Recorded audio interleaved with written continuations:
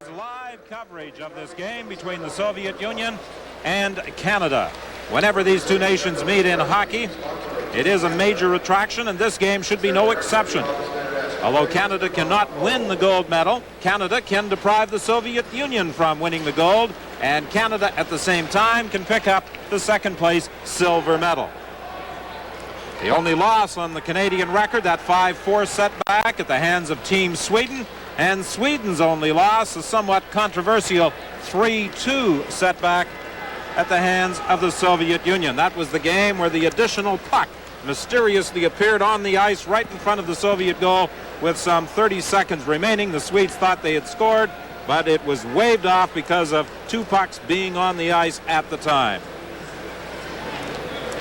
Tom Webster, who coached the Windsor Spitfires in the Ontario Hockey League last year and is their coach again this year, as a matter of fact, has been there for several years now, and he's the head coach of this Canadian junior team. Stefan Fisset has been in goal for all but one of the games. The backup for Canada, Gaz Morshauser, was in goal for their victory over Germany. And in goal for the Soviet Union, Alexei Ivashkin, who was a goaltender with the team, mainly in a backup capacity in last year's tournament in Moscow. Goaltending is always a key in this World Junior Tournament. Teams must rely on their goaltenders to come up with big saves, perhaps even to win a couple of games. Steve Piotrowski of the United States, and this is a real break for Canada, is the referee tonight, and the linesmen are Rus Peter of Czechoslovakia and Ratovari of Finland. Most times the Soviet Union would exercise their veto if a North American official is nominated for a game involving Canada. Obviously, he has to be from the United States, and the Soviet Union doesn't go along with it, but in this case they have. Play in the Soviet zone. The Soviets move it up to the line. Mogilny runs into a check, but it's brought out by Gordiuk, and it's fired down the ice, and going back after it is Pavle Bure. He's the speedy 17-year-old. For Mogilny, a quick shot. He has got a quick release, and he had it on target. Fisset came up with the save. Well, again, Fiset's been outstanding. You alluded to it earlier, Don. It's big goaltending that always wins in crucial playoffs or in a tournament like this, and he's been great. But that line that we see out here, that Bure that you refer to, he's got speed. I'll tell you what, he can crank him up and down. I'm not sure there's anybody in this tournament as quick as he is. Robert Cherenkov is the coach of this Soviet squad. They must win to capture the gold medal. A loss would move them back into the bronze medal position. To think that just last evening they had an opportunity, or 2 nights ago they had an opportunity to go through the tournament undefeated, but they were upset by Czechoslovakia by a score of 5-3. Play in the Soviet zone. Here's a shot by Leach, a backhand shot. Ivashkin makes the save. Leach continuing the battle in the corner for that loose puck with Zubov. It comes up to the line, and Sидorov deflects it down the ice into the Canadian zone with captain Eric Dejardin going back after it.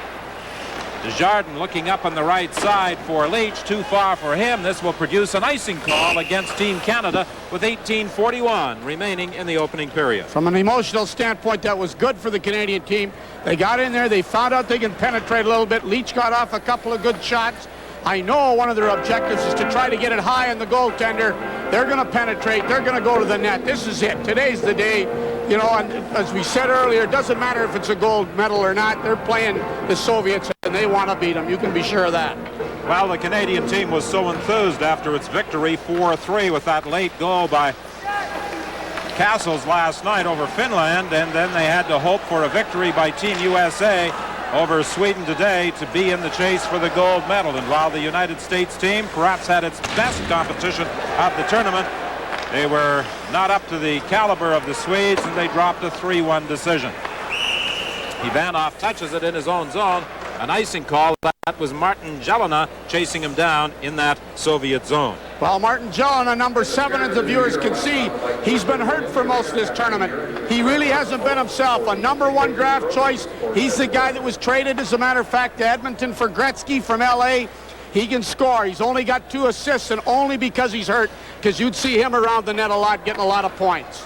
He might go into the trivia books as the player who was traded for the man who owned him. You stung a lot of people on that question, Don. Stung a lot of people here.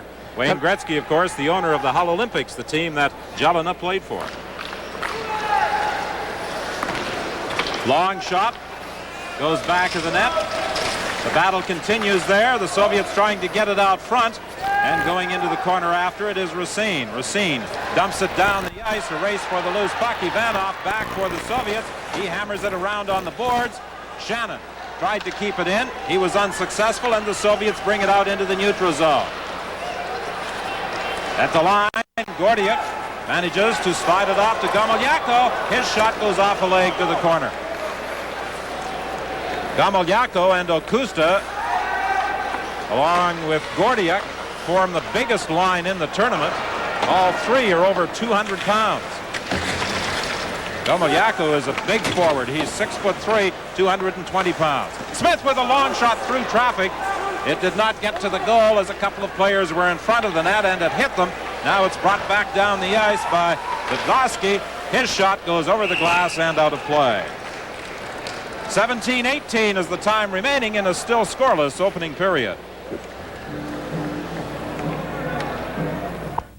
Play just underway. Jeff Smith up along the boards for Lowen.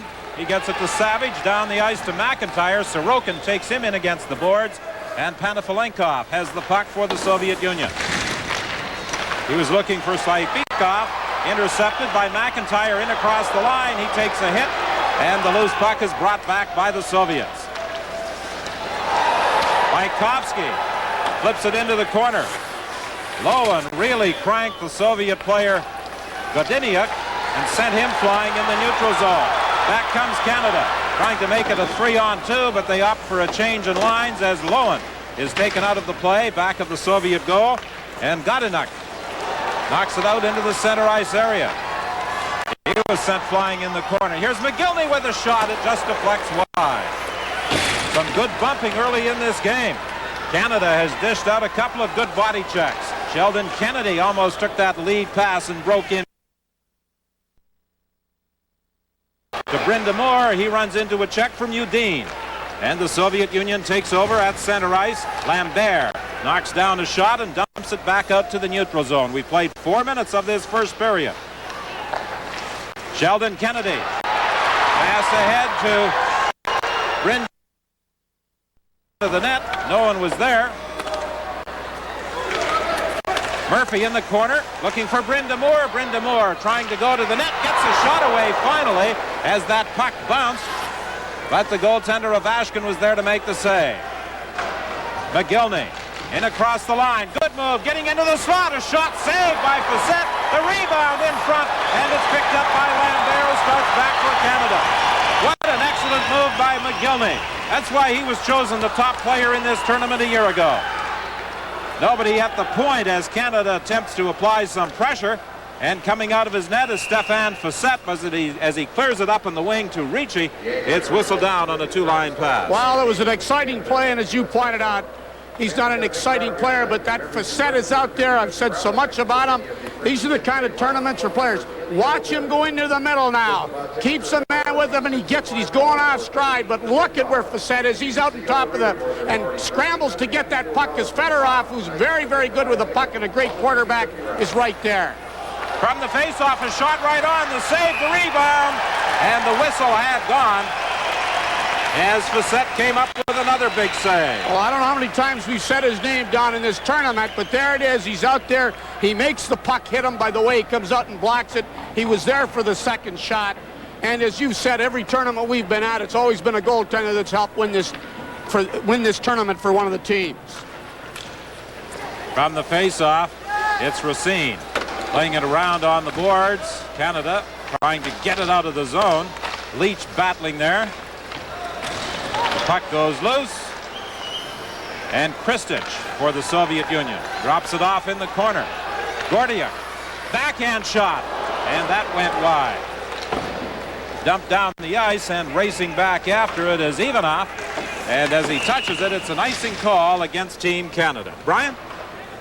All right, Don, coming up at the end of the first period, the coach, Don Cherry, will join us live from Toronto. We'll have highlights of Canada-Finland, that big win last night. We'll take you on a tour of this very interesting city, and we will talk with the head coach of Team Sweden. Sweden with a good shot at winning the gold. That is if Canada beats the Soviets here tonight. Don?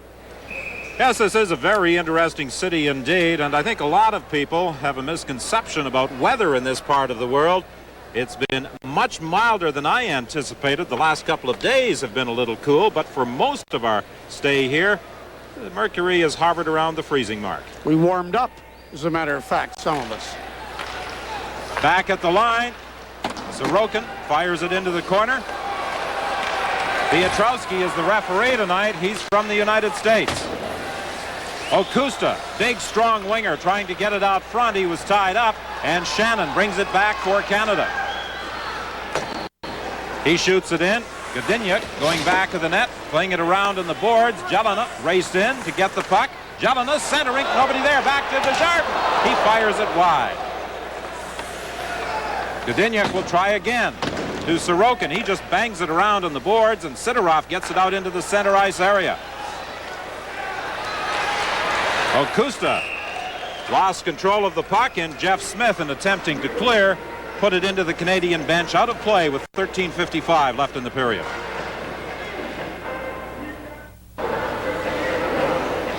Coach Tom Webster has done some juggling of his lines for this game. He has Savage out there with Lowen and McIntyre. This is a new combination. Brought out by Lambert. Lambert dumps it in. Lowen racing in along with McIntyre. McIntyre back to the net for Lowen. He returns the pass to him. McIntyre for Lowen. Lowen having a little trouble controlling it. And the Soviets, who like to keep a man up high in their defensive zone, knock it out into the neutral zone. They certainly do. We talk about going from defense to offense. If they see they're going to get a puck, the forwards leave right away. Udin's shot is blocked by Lambert. And Foster for Canada was looking for McIntyre. The Soviets, Bykovsky deflects it all the way back into his own zone. Pantelenkov now for the Soviet Union into the center ice area. Saipikov leaves it there for Pantelenkov. Takes the shot, and Fisset moved across with him to cut down the angle. Seemed as though Pantelenkov had all sorts of time, but they did a good job of cutting down that angle. Ivanov's shot is blocked before it gets to the net. Sheldon Kennedy for Canada trying to go around the defenseman, and the puck goes back to the net. Ivanov has it. He plays it off the boards and down the ice. And this is going to produce an icing call against the Soviet Union. 12:39 is the time remaining in this first period. Canada started with a 7-1 win over Norway, the only game they did not play in this tournament in the Sullivan Arena. Then they beat West Germany 7-4. Their first big test, a game we televised, 5-1 over the USA. But then that disastrous loss, 5-4 to Sweden, that has deprived them of a gold medal. They tied the Czechs at 2 with a late goal, and they beat Finland 4-3 with a late goal. In that game against Sweden, Canada was ahead by a score of 2-0. Late in the game, they had a 4-3 lead. With about 3 minutes left, Sweden tied it, and Sweden scored the winning goal with just 27 seconds left in the game. And now, if Canada should lose, Sweden can win the goal. Saved by Fisset as he made an excellent stop. The Soviets applying all sorts of pressure, and again, that was Mogilny who had the opportunity to put the Soviets on the board. Selfish move on part of Mogilny. No question. We're going to see now. We lose the puck now. The puck is trying to be cleared, and the defenseman keeps it in. Throws it right back up with the Canadians, and now here's Mogilny. Now over there is Bury. Say, hey, give me the puck, will ya? No, he tries to score. Very selfish move on part of Mogilny. I don't care how you look at it. Mogilny taking a shot from the face-off, a weak one that went wide of the net. Jeff Smith starts back for Canada. Sheldon Kennedy with a shot. And the save by goaltender Ivashkin. That's the first real test for the Soviet goaltender. Jeff Smith takes it back into the neutral zone. He has to wait for his teammates to get onside. You may notice during the course of this game that Buре, the youngest player on that Soviet squad, wears fluorescent green skate laces. Godnyuk with a shot. That bounces off a leg. Racing after it is Lambert, but Sorokin gets back there first. Can't clear. Lambert maintains control. Tried to center it, and it's grabbed and held by Ivashkin, the Soviet goaltender. with 11:34 remaining in the period. The funny thing, if there's anybody that doesn't need fluorescent skate laces, because everybody in the arena knows them, and everybody on the ice, and anybody that plays, is this Bury that we've talked about. Of course, Kori Fostер, drafted by New Jersey, who can drill a puck off the blue line, just drill it, and you can be sure they'll be trying to get to him because he can blast a puck. Make no mistake of that. From the face-off, picked up by Panafilenkov, and he goes cross ice with it. Gordiuk coming in on the left side, centers it, and Panafilenkov could not reach it, and the Canadian net is knocked off its moorings as Shannon was coming back along with Cimetta, and Cimetta, I think, was the player who crashed into the net, taking it off its moorings. Well, there's a possible chance now. He gets around Foster. Now what happens? That's the upper body strength that we see on these guys. And now there he goes. Great move by Cimetta to take the concentration. Takes the goal post and everything else, but prevents a good opportunity. That was an example of that upper body strength of these Russians. And you know, the way they're throwing the puck around the boards, Don, we keep saying what we've learned. They do a lot. They never used to do that for all the international competition you've covered. Vayu takes it for Canada. Plays it up on the right side. Ahead to Ricci. Ricci in across the line, still has control of it, takes the shot, and it was blocked by Sorokin. It goes to the corner. Ricci still battling, still controlling it for Canada. For Jamie Leach now. Leach lost it along the boards, and the Soviets start back. And Panafilenkov losing it. Here's Kristich going in. He scores! Well, we see a possible 2-on-1 again, and the defenseman's got to play in the middle of it. That's a key first goal. But you'll see the good puck control now. Very, very good puck control. Stays on the puck again. The puck bounces out. Two men go over and take him. And now watch him come in. He's got a man right there, and he throws the backhand upstairs. But that's that good puck control they got. No question about that. You'll see him now come in, this good wide angle shot. He's studying, he sees the man in the corner, said no. As soon as that defenseman made a commitment, he put it upstairs. 1-0 Soviets. Panafilenkov lost control of the puck in the corner, but two Canadian players went to Panafilenkov, and Kristich picked up that loose puck and walked in. Okusta back to the point. There's a shot right on by Zubov, and Stefan Fisset gets that one between his pads and holds it for the face-off.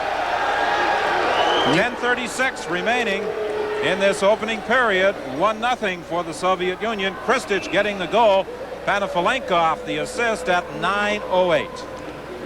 Well, there's Tommy Webster saying, just letting the people know, at 1-0, 10 minutes does not a hockey game make, and they just can't let that get to them. In this full house at the Sullivan Arena tonight, watching intently the Swedish national team, and there's no question about which side they are cheering for. If Canada wins, it means a gold medal for Sweden. Okusta with an excellent move. Centers it, nobody there, and Jelena starts back for Canada. Jelena working against Udin. Going back at the net, bumped in against the boards by the Soviet defenseman. Shannon has it. He tried to center it. It went off a skate. He gets it back. The Soviets along the boards move it into the center ice area. Foster waits for everybody to get back on side. Drifts it into the corner. Picked up there by Udin. He clears the zone. Savage brings it back in, but he did it with a player trapped inside the line. 9:49 is the time remaining in the period. On that offside call, Gomoliako stepped into Jelena, and he is going to draw a penalty. You'll see the hit along the boards. It was whistled down on the offside, and it's a high sticking call as Gomoliako got his stick up into the face of Martin Jelena. After the whistle, now this Gomoliako is 6'3", 220. So, I mean, that's like getting hit by a truck, because he can move. He's a big, they report him at 220. Some of the scouts say he could be 240. I mean, think about that for a minute. So Canada is on the power play, trailing by a goal as Dejardin fires it in. It's offside. Well, the old specialty team action that we talk so much about in tournaments. Canada, well, those fluorescent laces that Bury wears, that you can see them in the dark. but I tell you something, those legs move so fast when he's going, it's even hard to pick those laces up. And he's just 18 years of age, so he has another year at this World Junior level, and he'll be back in the tournament next year when it's held in Helsinki. The Soviets get an opening and fire at the length of the ice. Fisset is out of his net to play it up along the boards. Fedorov races in, fires a shot wide. Brind'Amour goes back of his own goal for Lambert. Lambert pokes it up along the right side for Dejardin, ahead to Brind'Amour. In across the line, looking for Kennedy. Kennedy picks it up in the corner. Kennedy for Brind'Amour. Brind'Amour drops it back now for Savage to Brind'Amour. This was the power play unit that the Canadian team used effectively last night in their 4-3 win over Finland, but against the Soviet Union they are having some problems. Good work by the Soviets. Buret comes in across the line, then is sent flying on a good hit by Lambert. He loses his helmet in the process. Brought out by Kennedy on the right side for Savage. Savage leaves it there for Kennedy. Kennedy going for the net, gets a return pass, and he couldn't control it. Fedorov now fires a long shot. Fisset stops that, and Foster picks it up. 35 seconds remaining in the penalty to the Soviet player, Sergei Gomoliako. Ricci is bumped in the corner by Zubov.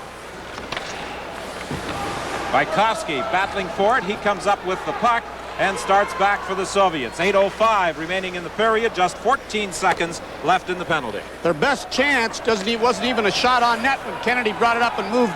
She couldn't get good control of that. Racine centering it, blocked by the Soviets, and they dump it out of the zone, and that will kill off the penalty to Gomoliako. Foster leading the attack now for Canada. The big defenseman is stopped at the line as he bumps into Nalikin. The Soviets play it around the boards and out into the center ice area. Smith gets control for Canada, looking for someone to pass to. Canada making a line change. Puck dumped in. Ivanov for the Soviet Union. Chased in there and bumped against the boards heavily by McIntyre. Now McIntyre picks it up at the line, tried to slide it across for Castles, but Castles wasn't expecting the pass, and it was behind him. Ivanov for the Soviets. On the wing for Sidorov. Sidorov going for the net. A deflection that went off a leg, and Fisset had to react quickly to that one. Sidorov again, looking out front. Ivanov with a shot, and Fisset came way out of his net to make the save. By far the best scoring opportunities of this opening period have belonged to the Soviets, and Fisset has made a number of fine saves, or the Soviets might be in front by more than the one-goal advantage they enjoy. Excellent concentration on Fisset's part. This will be an icing call against Canada as Malykhin goes back to touch it with 6:27 remaining in this opening period. The Soviets leading by 1. Ryan? All right, Don, this Saturday afternoon in Sports Weekend, a figure skating special starring Katharina Witt from East Germany. Ken Reed and I will be on hand to bring you Saturday's Men's World Cup Downhill from Lac, Switzerland. That's all coming up Saturday afternoon on Sports Weekend. It begins at 3 Eastern, noon Pacific. And we should issue a word of warning, Brian, to Ken Reed that his job as our ski analyst might be in jeopardy with the way Sherry Bassin has taken to the slopes here in Alaska. I fell down 1 mile. Gordiuk centers it. Gordiuk takes a shot that goes wide. Dumped down the ice. Gomoliako plays it back to the line. Sorokin checked along the boards. Managed to dump it in, but it's offside. We should add that the city of Alaska bid for the Olympic Games in 1994. They did not get the bid. It went to Lillehammer, Norway. But about 40 minutes outside the city of Anchorage is an outstanding ski resort, Alyeska. We had opportunity to test the slopes there, and I will say that Sherry Bassin progressed from the bunny slope. He rode the lift right to the peak and did pretty well in his first 2 attempts at skiing. But you held my hand. You got to tell him that too. Loose puck picked up by McIntyre. He can't go anywhere with it. Gordiuk trying to move out into the slot area, and Canada breaks away with Ricci leading the attack. Ricci and McIntyre in across the line, but McIntyre was ahead of the play offside. Wow. How much can we say about a young man, a 17-year-old? And of course, when we talk about Ricci, you just can't say enough about the kid. And of course, Leach, who plays on the same line with him that we get a look at, he's the key man on that right side who Ricci can give the puck to, because he can blow it, I'll tell you something, just like his father. Ricci plays with the Peterborough Petes, and Peterborough and Oshawa battling for first place in that Ontario Hockey League. Brind'Amour back of the net. Looking out front, still hesitates a shot. And Ivashkin managed to make the save. Brind'Amour couldn't find anyone to pass it to, tried the wraparound, and Ivashkin had to react quickly. Here's Buret dropping it off for Mogilny. Puts on the brakes. Looking into the slot area for Fedorov. Penalty coming up here against Canada as Buret goes back of the net, trying to center it. And as Buret is sent flying and Fisset clears it to the corner, the whistle goes and the Soviets will go to the power play. Well, he hit that net, but that's that big line that can put a lot of pressure that we've talked about. I think what's been very, very impressive here, Don, is the way the Soviets play the boards. They dump a little bit now like we do in Canada and play the corners, play the man very, very well. And Veilleux now will sit out 2 minutes, and we're going to see the shorthanded team of the Canucks, and I'd be surprised not that big line with a man advantage for the Soviets. Veilleux, a number 3 draft choice of the Vancouver Canucks in 1987. He plays for Three Rivers, and he goes to the penalty box. A slashing call against the Canadian defenseman at 14:43 of this opening period, and the Soviets leading by a score of 1-0. I've been pretty impressed with this Veilleux, by the way. He really plays aggressive and plays with good, strong, controlled emotion. From the face-off, back at the line. Sorokin fakes the shot. Over to the other side. Back to Sorokin. There's the shot. It's wide of the net. McIntyre along the boards, unable to get it out. Following up on the play, though, was Foster. He cleared the zone, but the Soviets bring it back in. Back at the line. Soviets moving it around. They try and center it, and it bounces out into the neutral zone. You notice that good control of the puck in the offensive zone when they got it, something that the Canadians didn't have in their power play. Fisset out of the net to play it around on the boards. Brind'Amour couldn't get it out. Sorokin kept it in. Dejardin tries to move it out, but the Soviets continue that pressure. Another penalty coming up here against Canada as they knock it out into the center ice area. A slashing call against Canada, and the Canadian team, with 58 seconds remaining in the penalty to Veilleux, will be 2 men short as Dejardin, the team captain, goes to the box. Well, it was a little bit of a showboat play, too. There's no question he cranked him. I think Dejardin was going more for the puck. It was a bouncing puck, and it was a desperation chance to get it. But he got the leg, and then, of course, the Soviet player went down to make it pretty obvious. He did one of those and dropped to the ice with one knee. And now, for 58 seconds, we're going to see this right here. Now, watching the puck come. Now it's a reaction, actually. The puck is over there. It was a reaction call after being hit. The old reaction penalties that you and I have alluded to the whole tournament. Slashing against Dejardin at 15:45, so for 58 seconds, the Soviets will enjoy a 2-man advantage. That's one of the things coaches stress in international hockey. Action penalties, but not reaction penalties, because so often those reaction penalties will be called. Ricci trying to get it out. It bounces high, and finally Sheldon Kennedy clears the zone. Ricci, Racine, and Kennedy out there killing off this 2-man advantage.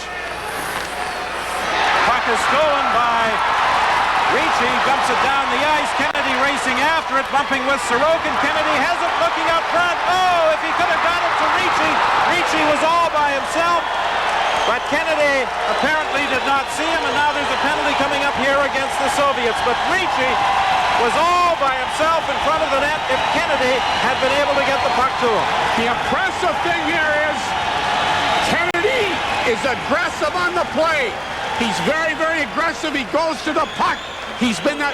He scored a great goal. Watch him. He stays there. Now look at Ricci out there. He can't get it over the stick. He's trying to get to him. Ricci gets in a little close and gets the puck in his skates. Because I'll tell you, if he gets a clear shot, then the Russian player come in and hit him late. But give the Canadian players credit for being aggressive and wadding the puck so hard when you're 2 men short. So Christich goes to the box, a cross-checking call at 16:18. Still 25 seconds remaining in the penalty to Vayu, 1:27 in the penalty to Dejardin.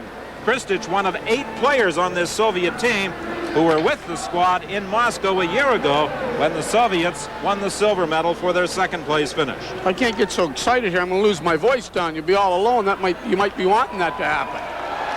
3:42 remaining in this opening period. 1-0. The Soviets lead Canada. Malykhin to Godynuk. He gives it back to Oküsta. Oküsta, good move, in across the line. Oküsta takes a quick shot between the legs of Rasine, and Fisset had to react to that. Boy, we've said so much about it, but he was right there, and you'll notice right in stride, he let that shot go. A wrist shot in stride. Now Canada has Vayu back on the ice.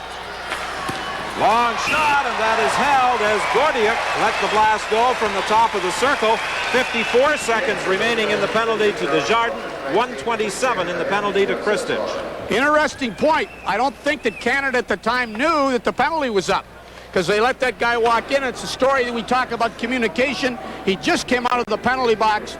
And so we'll see how alert Stefan Fisset is. And right there, he lets it go, and they can let the puck go. But look at how he's got everything blocked off. Trying to go between his legs, not very fortunate. You can be sure of that. That won't happen on this kid. Vayu, back of his own goal. For Sheldon Kennedy. Kennedy, one of 2 holdovers on this Canadian team. He and Dejardin played with the gold medal champions in Moscow. Malykhin in his own zone for the Soviet Union, being watched by Ricci. Forces him back. Godynuk gives it back to Malykhin.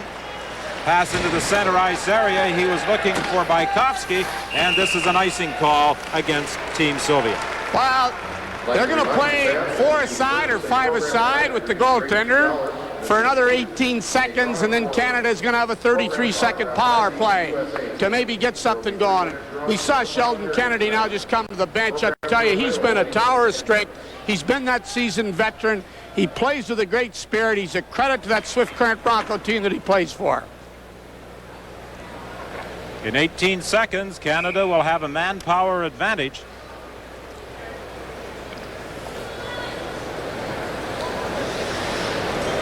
Slight delay while Smith takes a new stick over to Dejardin as he prepares for his exit from the penalty box. Savage into the face-off circle.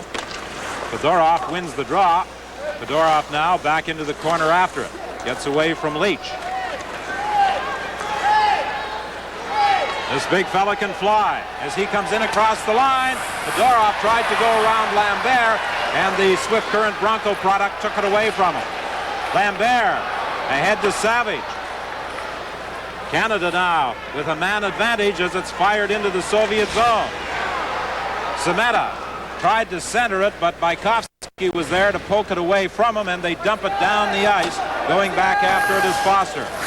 Foster almost lost it to Buре. Now Lambert gets it over to Foster. Foster having trouble with the speedy Bure, and Bure is all over Foster. Gets the puck, centers it, and it's knocked down in front. Lambert gets it ahead to Cimetta. Cimetta going wide as he comes in across the line. Tried to go back to the point, hit the Soviet player. The puck along the boards. Picked up in the corner, now to Shannon. Shannon back at the point. Smith dumps it into the corner. Rasine coming out there at the point. A shot, they score! As Castles picks the top corner.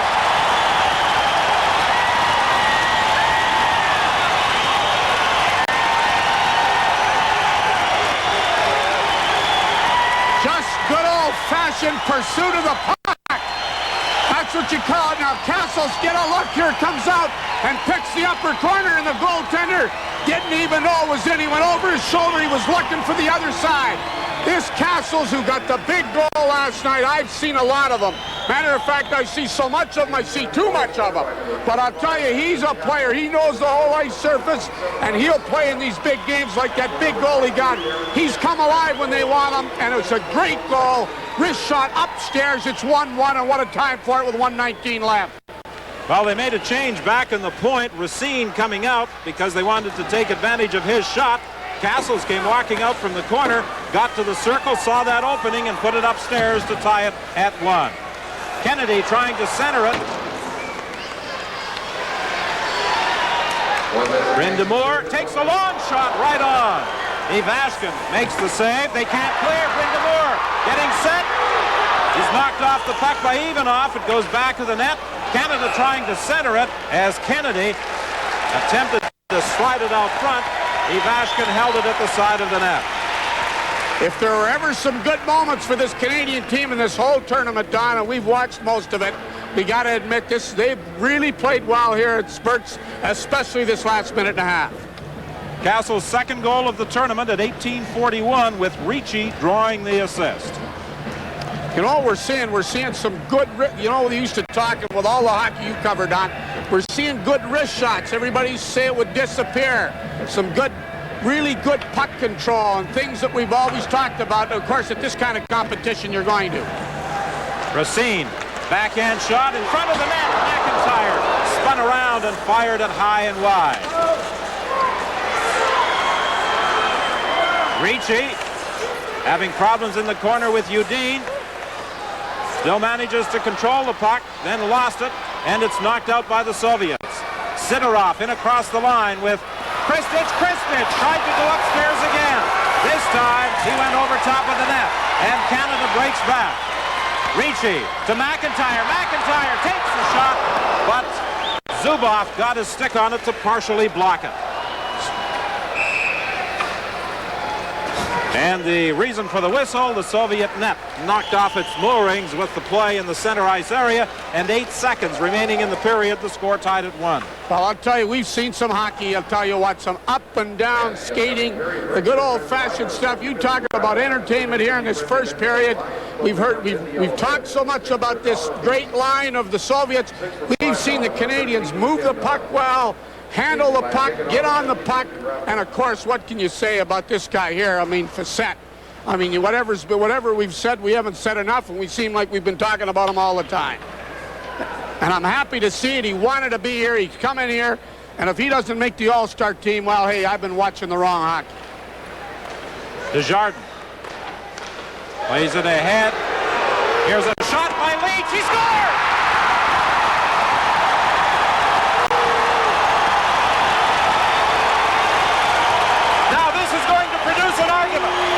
I saw the green light before the red light. I was sure I saw it. We're going to have to look at this, and he should be consulting. There's no question there should be consultation here. That's one of the things I was upset before. I thought I saw the green light before the red. Here we are back into a dispute, and who's on the ice again but the Soviets? We've got these ruled at no goal. There's no question he's ruled at no goal. But I'll tell you, we got to get a look at this, and I think you're right. Now, the shot that it's taken, a good shot inside the blue line. We take a look. The green light is definitely still on. There's no question about it. There's no red light. That green light is on. There's no question about that. The green light definitely was on before the red came on. There is that delay before the red light will come on once the green goes on to signal the end of the period. And while the Canadian team protested mildly, it did not last very long. So the score remains tied after 20 minutes. Canada won and the Soviet Union won. We'll return after this.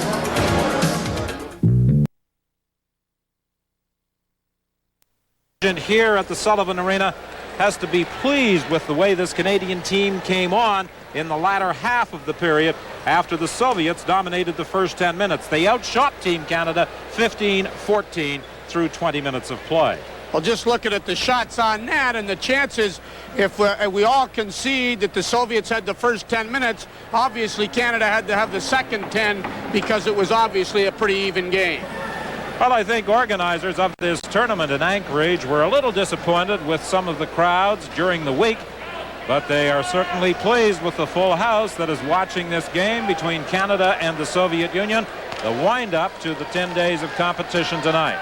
Buret trying to work his way in, taken off the puck by Vayu. They bump in the corner, and Murphy plays it around on the boards for Bryn Damour, who gets it out into the neutral zone.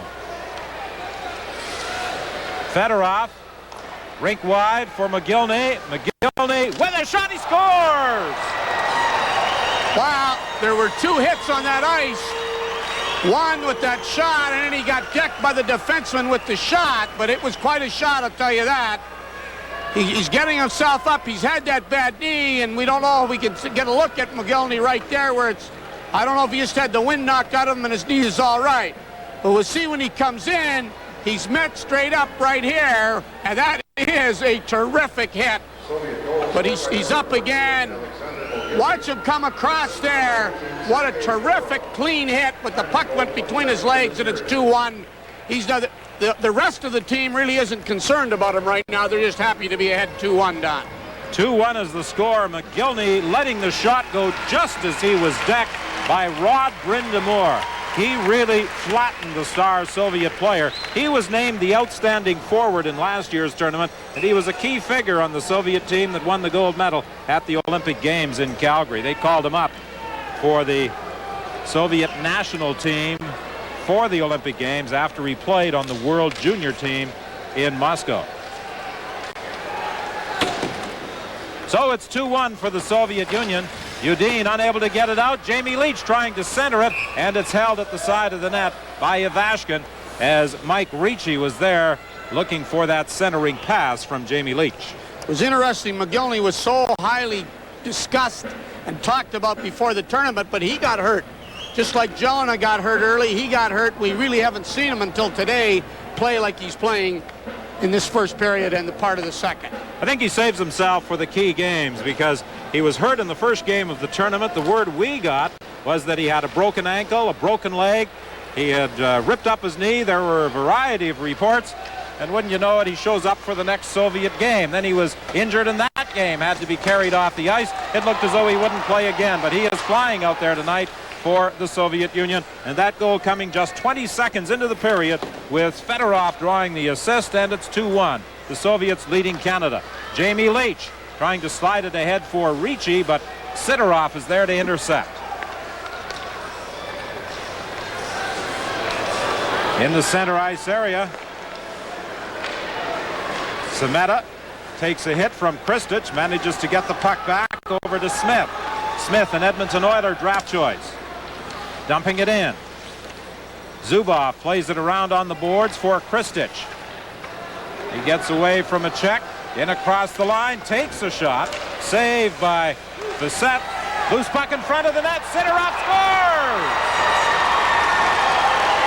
That's some sloppy play and some sloppy clearing. And it'll be interesting to see emotionally. We talk about playing this game with some emotion, but what that can do to you when you get a goal scored on you after 20 seconds. Plenty of time here now. The puck is bouncing around. We're not clearing the puck. Bingo, he gets it, and he's got that open side. You know, you just can't possibly give that good of a scoring chance to specifically any team, namely the Soviets. Watch them walk in there and right along the ice again and in, and it's 3-1.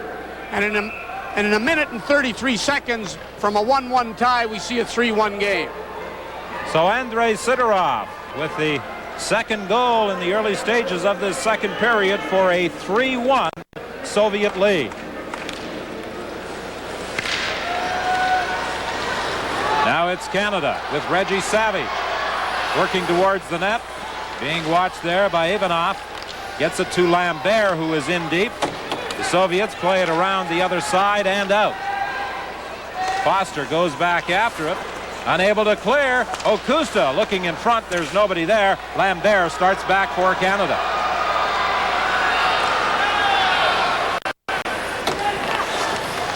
McIntyre bumped in against the boards. Malykhin comes up with it for the Soviets to Oküsta. To Gordiuk. Gordiuk with a good move, going right in on net. And Fisset comes up with the puck with 17:44 remaining in the second. The Soviets in front by 2.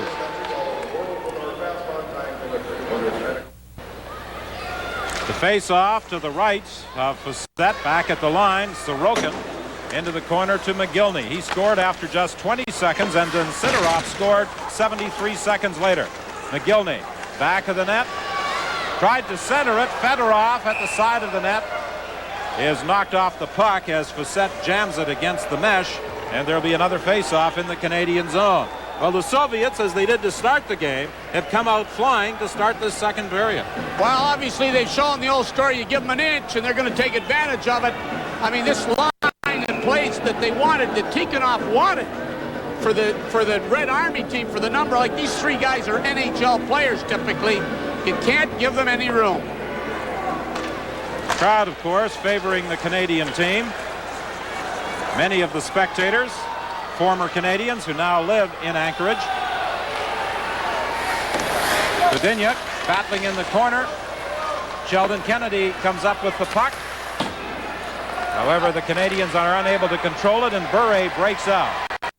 Bure crossing with Mogilny. Dumps it into the Canadian zone. Back after it is Murphy. Round on the other side to Racine. To Bryn Damour to Sheldon Kennedy. And it's brought in offside by Murphy after Kennedy had initially moved it in across the Soviet blue line. 16:52 remaining in the period, Brian. All right, Don, coming up at our second intermission, we will talk with Alexander Mogilny, and we will talk about the rivalry. We'll have a report on the Canadian-Soviet rivalry over the years. Bob McKenzie from the Hockey News will join us, and we'll talk with 17-year-old Mike Ricci of the Peterborough Petes. Udine in his own zone, trying to move it along the boards. He's dumped. The puck goes back to the net to Zubov. 16:37 left in the period. Christich in across the line to Sidorov. Sidorov is stopped by Dejardin, who plays it ahead to Leach. Leach drifts a long shot towards the goal. Ivashkin grabs it and covers up for a face-off. And after the whistle, Eugene bumped Ricci in against the boards. And the crowd reacts and the players mill about, but I don't think there's going to be any penalty. The referee tonight, Steve Piotrowski of the United States. Well, he's certainly going to get let a little bit more get by than we'd normally see from a European referee and so forth because of his experience. You're going to see Ricci go over to the corner because he went after the puck before the whistle and gets a little bit of a shot right there. And now there's going to be some crowding around. If it was good old North American hockey, we'd have a delay for 3 or 4 minutes because some people would be grabbing each other. You can be sure of that. But one of the rules I'd like to see them correct in international hockey is the goaltender freezing the puck, coming out of his net to freeze the puck. They'll go into the corner on occasion to grab that puck. Mogilny, excellent move! He scores! Oh, what a beautiful move by Mogilny. We said at the start of the game, this young man, the most talked about performer here, evidence there of why we spoke that way. Well, keep that on tape, Grandma, because we want that for hockey school. That's the old story. That's what you show at clinics. You show that kind of a thing. There's no question about it. This guy's up for a big game. He goes with the puck. He stays on it. There's a guy draped over him, and he lets it go just inside the post. Another wrist shot. I mean, hey, this guy can pursue the puck. He's got the speed. He starts to come down. He's got his head up, goes to make the move, brings it back twice with somebody on him, and look at that little bit of an opening just over the pad, and it's 4-1 Soviets. Mogilny obviously saving his best for last. That's his second goal of the game, his 6th of the tournament, and at 3:41 of this second period, it's now 4-1. The Soviet Union leading Team Canada. Oküsta in across the line, knocked off the puck, and Lowen has it and dumps it back into the Soviet zone, but this will be an icing call as it's touched by Sorokin.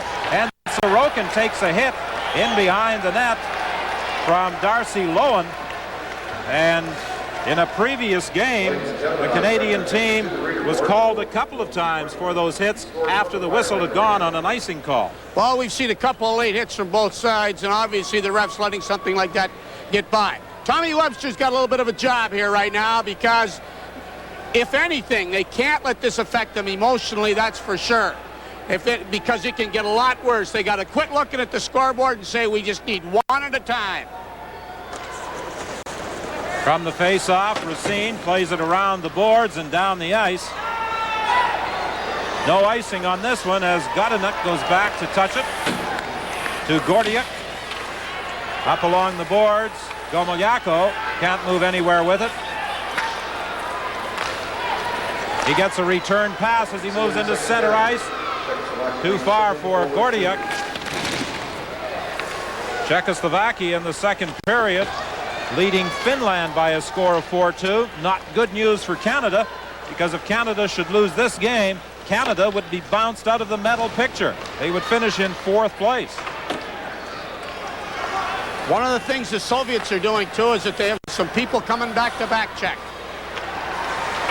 Okusta battling along the boards. Brind'Amour goes in there trying to take it away from him. He succeeds. Pass from Murphy to Kennedy. Kennedy in across the line. A drop pass, and Brind'Amour overskated it. Back comes the Soviet Union. Buret. He has Yudin in across the line, and Okusta was offside. Well, they're a little upset with themselves, you can be sure, too. When you got a 3-on-1 and you have an offside, they can't be happy about that, the Soviets. As a matter of fact, they'll be screaming at each other. I don't care if you're ahead 4-1 or not. Well, we talked about Czechoslovakia and Finland. 4-2, the Czechs lead. And if they win and Canada loses, the Czechs will get the 3rd place bronze medal behind the Soviet Union with the gold, Sweden with the silver, and Canada will be relegated to 4th place. So this game for Canada, if that Czechoslovakia-Finland score holds, is the difference between a silver or a 4th place finish. So, needless to say, it's very important to both teams. And, of course, it would affect Canada's seeding for next year as well when the tournament is held in Helsinki. This year, Canada got a break by playing the weaker teams in the tournament early. That's a heck of a point, because that's a great point that the people should know back home, is that where you finish in this tournament depends on who you play first. And it gives you a little bit of knowing that we don't get very much time to get together. You know, you get to warm up against certain teams. Well, the scoring leaders in the tournament coming into the game were from the United States, with Roanoke and Modano 1-2 with 16 and 15 points respectively, but Buret has a chance to move in and close some of that gap. An interesting thing, Roanoke and Modano got most of their points in games against West Germany and Norway, 2 of the weaker teams in the tournament. They could have used some of that production in the big games. Well, as a matter of fact, if they'd have got that production in the big games, they would have been in the medals. Sheldon Kennedy loses it in the center ice area. Smith following up, gets it over to Dejardin, and he dumps it in as Canada makes a change. Back out into the center ice area. Mogilny to Fedorov. He couldn't pick it up in his skates. Manages to get it back for Mogilny to Fedorov.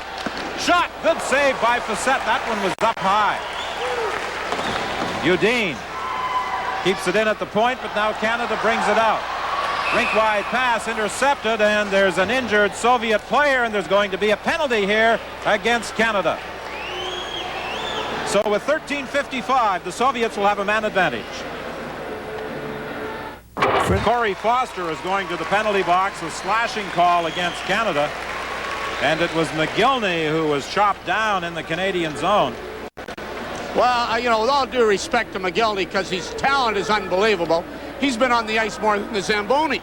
I mean, every time we've seen a number of games, they've carried him off more. I mean, they've used up 2 stretchers already in this tournament, and that's not to take away from how talented this guy is. But every time he's got hurt, we've had about 30 people out there, and doctors and lawyers, and you name it. We just almost have to clear the rink. Well, I think in every game there has been at least one occasion where Mogilny has gone down and has required treatment. He's been assisted off the ice, and yet he returns in the very next shift. So the Soviets are on the power play with Sorokin back of his own goal. Lead pass for Pantelenkov. It's a 2-line pass offside. Well, with a minute and 40 to go in this, they have such good puck control and such good speed They'll want to get the puck in very deep, and what do we mean by that? Get it right into the goal line, or the Canadian goal line, with this big ice surface, because they move so well and move the puck so well. This guy just slipped into the boards.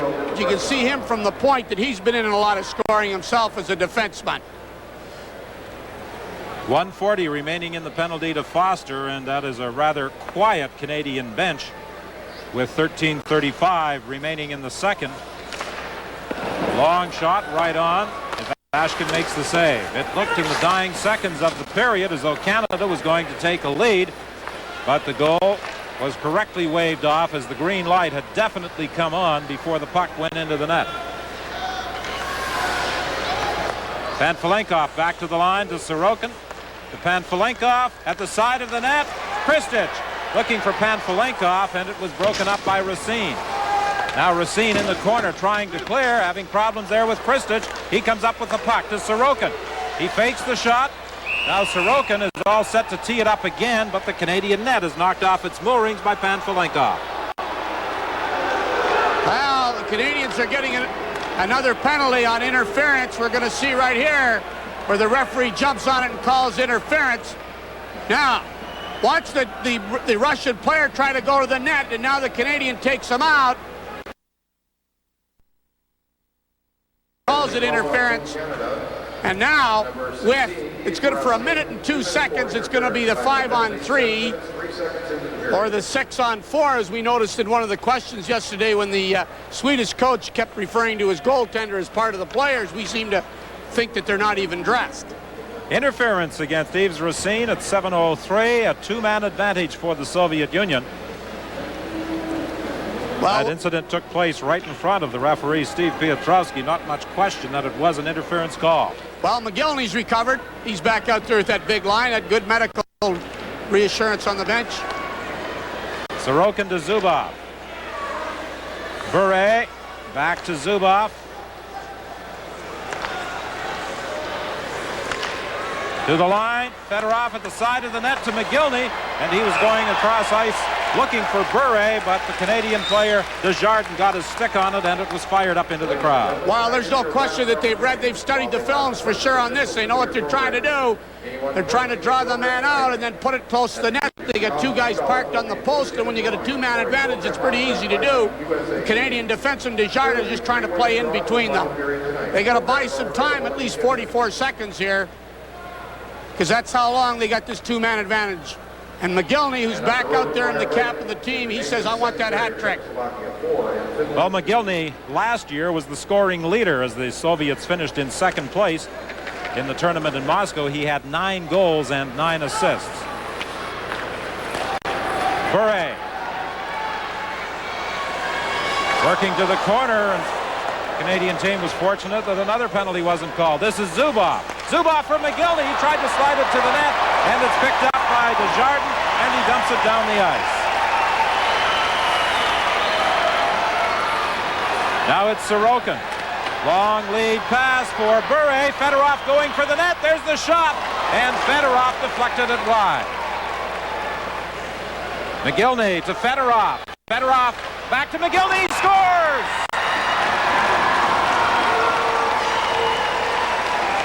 The give and go. Mogilny to Fedorov. He returned it, and the team captain has the hat trick. Well, the sad part about that is it's only 4 seconds. And what a time to get it. You can see Mogilny, who likes to rub it in himself, pretty excited with his hat trick right here. But as you pointed out, the give and go, and look at him drill that puck. I mean, when he lets it go, he lets it go. There's a lesson right there. When he snaps that, that sucker is gone, boy. It bulges the twine. It just isn't dumped in the net. 5-1, the Soviet Union now leads Canada, and there is still 1:02 remaining in the penalty to Racine. The score was tied at 1 after 20 minutes of play. The Soviets have blown it open here in the second. And we still have 11:52 remaining. Malykhin to Gordiuk. The Soviets with a victory will claim the gold medal. A loss would almost certainly drop Canada back into 4th place. Canadians take it back into their own zone, killing off some time. Foster fires it down the ice as Malykhin goes back there after. Ivanov gets away from Castles, comes in across the line, loses his stick, and then is stepped into by McIntyre. Back to the line, in front of the net. They score, Okusta! And it's 6-1. Well, when you got that many people parked in front with that much time, you can be sure that that's a key goal. But when you talk about a time like this, when they get 2 penalties and score both power play goals at this time to take this kind of such an overwhelming lead, Canada's got to play very, very smart now. Obviously, that's, you know, for them to get 7 goals against this team, hey, it's pretty tough. There was the hit at the blue line, but the Soviets managed to control the puck. The Soviets here, nobody around, of course, just too much time. And at this time, hey, you can't blame the goaltender, and now we're going to see a goaltending change. But don't ever count Fisset. Fisset saw a lot of Russian players in front of his net there. Gaz Morsхаузер of the Kitchener Rangers is going to replace Stefan Fisset in goal for the Canadian team. But you can't blame Fisset. The number 2 choice of the Quebec Nordique in the 1988 amateur draft was bombarded in the first period, and he has had Soviet players all over him here in the second as well. Well, absolutely not. You can see what a competitor that kid is. You know, he's hurt inside, but I'll tell you what, he made some, you know, 6-1 for the chances, some of the chances the Soviets have had here and the saves that he's made. It could be a lot worse.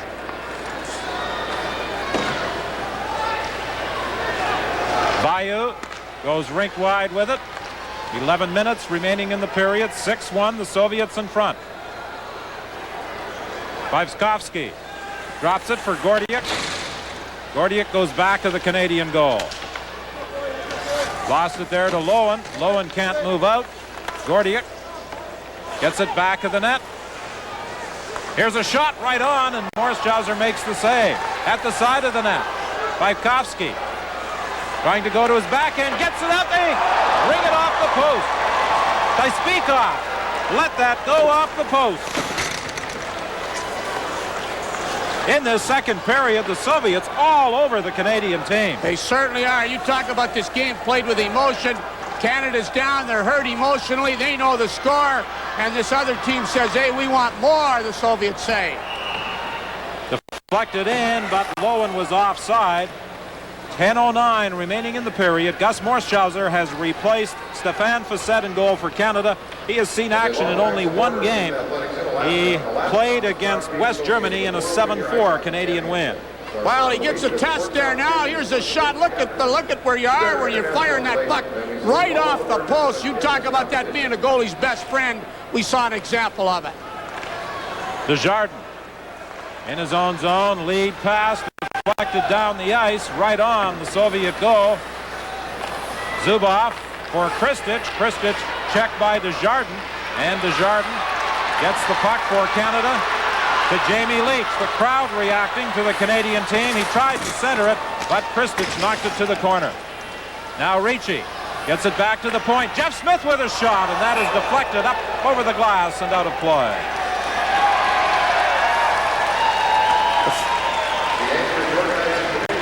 Well, we got to look at the Canadian bench, and obviously it's not what you'd call one of jubilation. I mean, they know what's happened. It's an amazing thing about the emotion in this game. That 22nd goal by Mogilny, when they just come out thinking that they were within 1 second of making it 2-1 at the end of the first period, and then within 20 seconds they were behind 2-1, and they've had a tough time recovering emotionally.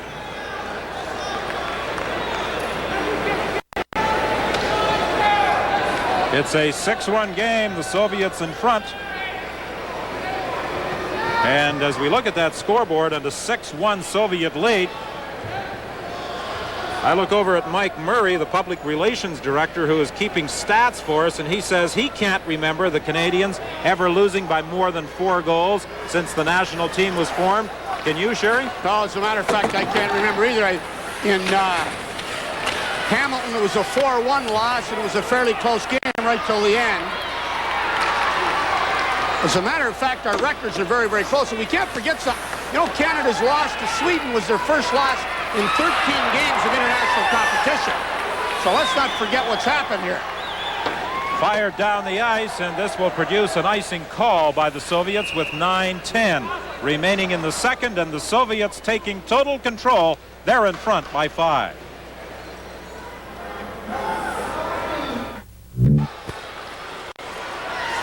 Play just underway. Gomoliako in his own zone. Back of the net for Sorokin.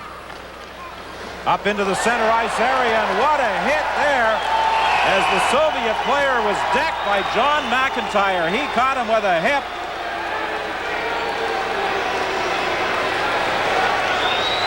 And really sent him flying. Watch as the Soviet player, Malykhin, is sent flying. Well, there's no question he's hit there. I mean, that kid is hurt. He's down on the ice because he's hurt. He's not moving anything at all. I don't know what they're checking here. They seem to be, all of a sudden he's getting up. You know, these guys, you don't know how badly hurt. And I don't mean to take that away from it at all, as a matter of fact, because if they're hurt, they're hurt. But I thought it was his knee that was hurt, but he seems to be moving his legs, and they, unless he hit his head or something like that, we really don't have any way to know what's really hurt, because they don't seem to be doing anything except talking to him. Well, McIntyre came across with a good, clean body check. They were right. They went to the referee right away when a guy gets hurt. They wanted another power play opportunity. And he seems to be favoring the leg all right when he gets up. Well, we get it. He gets that right across the hip and above the knee and really tangles him. You can be sure of that. And that seems to be what he's favoring, as a matter of fact, when he picked his legs up there when he comes off. Well, that's Viktor Gordiuk, the injured player. And he is going to the bench. The Canadian team has dished out some of the really good body checks of this tournament. You may recall in the game against Czechoslovakia, Rasine seemed to separate Rob from every piece of his equipment, and yet he was able to come back and play for the Czechoslovakian team. That Czech team has always been gritty, Don. Shannon has it, takes a shot in front of the net. Castles attempted to deflect the puck, but he couldn't get a stick on it. Saipikov in the center ice area, fires it in. Lambert has it back of the goal for Team Canada. 8:21 remaining in the period. Broken up at the line. McIntyre gets it again, dumps it in. And it's Bykovsky for the Soviets, bringing it back. Bykovsky has been pretty much a fourth liner during most of this tournament for the Soviet Union. But he's seeing more action in this game than he has in some of the previous contests.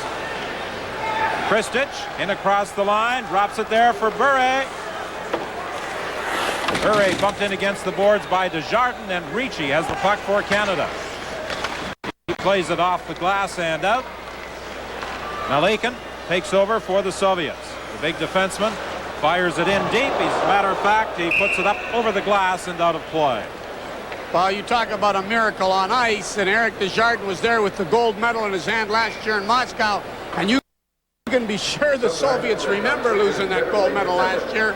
And he's here. He's done a great job of leading this team this year. As a matter of fact, he's been a stalwart on the blue line, played all the specialty teams, and he's sitting there dejected. He knows what it's like to be on the winning side and the losing side. And if you talk about miracles on ice, when you're behind 6-1 against the Soviets, that's what they're hoping for right now, that Canadian team. It's much more fun being on the winning side, too. Sure is.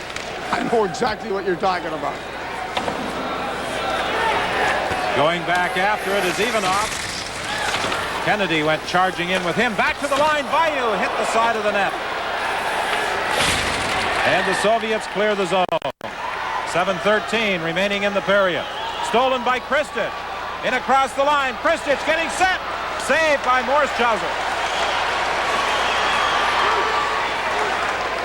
Pantelenkov in the corner trying to get away from Rasine. Still has it. Looking into the slot. Ivanov moving in. Puts it wide. Canada comes back, led by Bryn Damour, as the Soviets came close to adding to their 5-goal advantage. Ivashkin, on that rolling puck, simply drops on top of it and holds it for a face-off. You know, one of the things, you know, we seem to key in so much.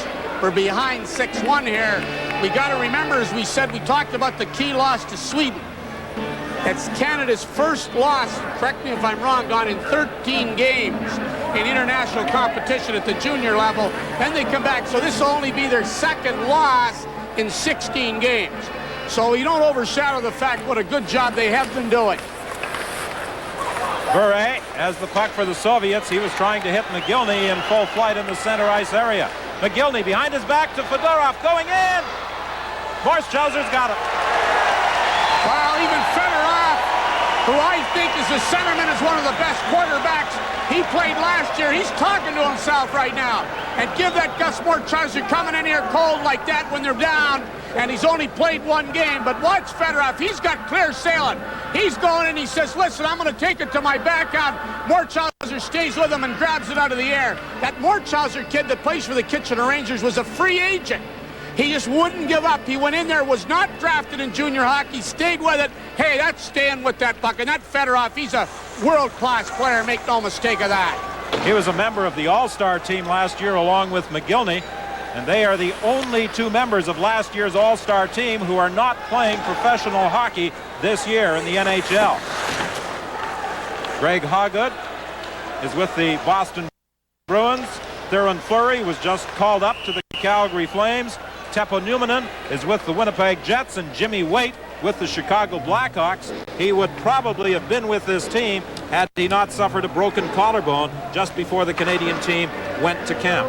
Does that tell you a little bit about the quality? I mean, this is a who's who when you talk about Gustafsson and McCourt, Siltman and Gretzky and Naslund and Stastny and Steen and Tarasov and Lindbergh and Lube and Larionov. I mean, you can go on and on. It's a who's who of hockey that's played in this tournament.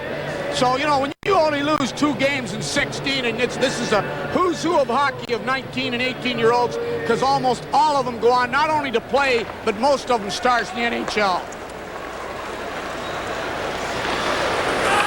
Fired in, Leach after it. Leach takes a shot, hits the side of the net. Picked up by Shannon. Shannon out front, and Leach was waiting for that pass, but it was intercepted by Bıkovski. Leach brings it back for Canada. Leach takes a shot, glove save, big rebound, dumped to the corner by Udine. Racine was unable to keep it in. He waits for his teammates to clear the zone before shooting it back into Soviet territory. Then it's fired down the ice. And with 5:26 remaining in the period, an icing call against the Soviet Union. Well, it takes a few minutes every period, it seems. They've played some very, very good hockey here. They've had some pressure. They've had some chances.